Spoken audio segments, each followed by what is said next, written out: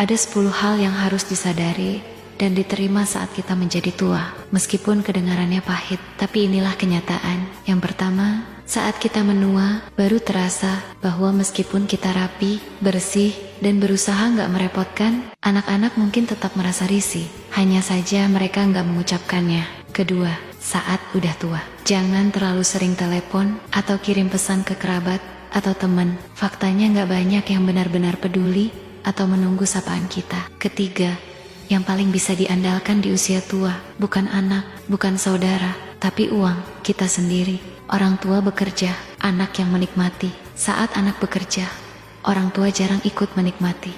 Pahit, tapi benar. Membesarkan anak adalah kewajiban, berharap anak jadi sandaran di hari tua adalah kesalahan. Keempat, ketika udah mulai sulit berjalan, barulah terlihat bahwa anak yang dulu kita sayangi sepenuh hati, kini fokusnya hanya pada keluarga kecilnya sendiri. Kita dulu mencintai mereka sepenuhnya, dan kini mereka mencintai anak-anaknya dengan cara yang sama. Kelima, saat udah tua, kita sadar anak sebenarnya nggak membutuhkan kita.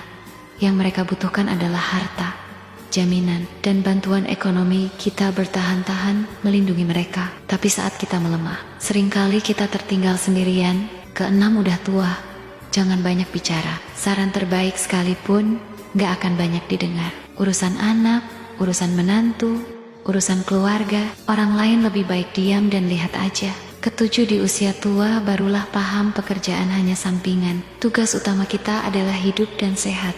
Kita menghabiskan masa muda, mengejar uang hingga mengorbankan kesehatan. Lalu di masa tua, terpaksa menghabiskan uang untuk membeli kesehatan. Sayangnya nggak selalu berhasil.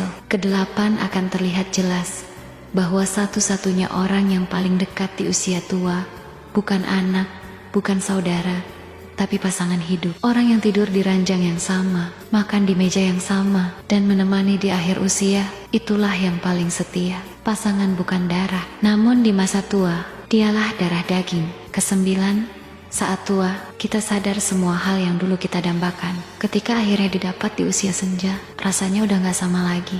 Barang yang dulu ingin dibeli, tempat yang dulu ingin dikunjungi, makanan yang dulu membuat bahagia, di usia tua rasanya biasa aja. Karena itu, selagi mampu, selagi sehat, jalani, nikmati secukupnya. Kesepuluh, dan pada akhirnya, semua sampai pada satu hal yang paling mahal di dunia ini, hanyalah kesehatan.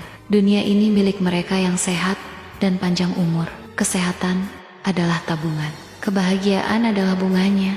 Jika tubuh sehat dan hati bahagia, barulah hidup benar-benar menjadi milik kita. Kesimpulan